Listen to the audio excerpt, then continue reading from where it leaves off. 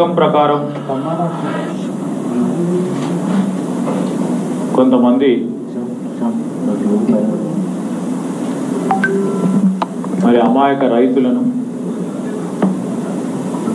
రైతులకు సంబంధించిన సమస్యలను కూడా తెలుపుకోవాలని కొంతమంది రైతులు ప్రయత్నం చేసిన వారి అందరినీ కూడా ఆ సభాస్థలికి రానియకుండా ఆఫ్ చేయటం, నేరుగా కలెక్టర్ గారు చొరవ తీసుకొని సరే తిరిగి ప్రజల వద్దకే మనం వెళ్దాం, వారి సమస్యలు తెలుసుకుందాం, వారి అభ్యంతరాలను తెలుసుకుందాం, వారి అభిప్రాయాలను తెలుసుకుందామని వారు అక్కడికి వెళ్తే కొంతమంది అక్కడ ఉన్న ప్రజలను రెచ్చగొట్టే ప్రయత్నం చేసి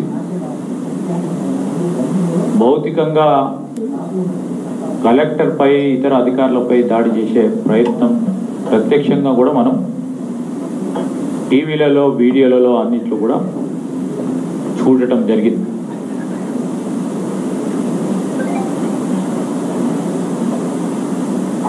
ప్రభుత్వం తరఫున వెనువెంటనే ఈ సంఘటన వివరాలను తెలుసుకునే ప్రయత్నం, దానికి తోడు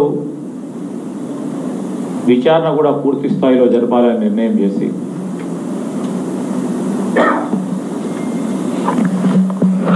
అసలు కలెక్టర్ గారిని పథకం ప్రకారం ఆ వేదిక నుంచి అక్కడ దగ్గరికి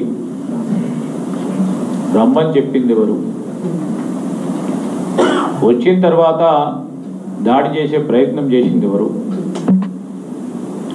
ఎవరి దమనకాండకు పాల్పడే కార్యక్రమాన్ని ఆలోచన చేసింది ఎవరు, దీని వెనుక ఉన్న కుట్రదారులు దానిపైన ఖచ్చితంగా సమగ్ర విచారణ చేసి స్పష్టంగా చెప్తా ఉన్నాం. ప్రభుత్వ యంత్రాంగానికి సంబంధించి ప్రభుత్వం అభివృద్ధికి సంబంధించిన సంక్షేమానికి సంబంధించిన పథకాలను అడ్డుకోవాలని ఎవరు ప్రయత్నం చేసినా ఉపేక్షించేది లేదు.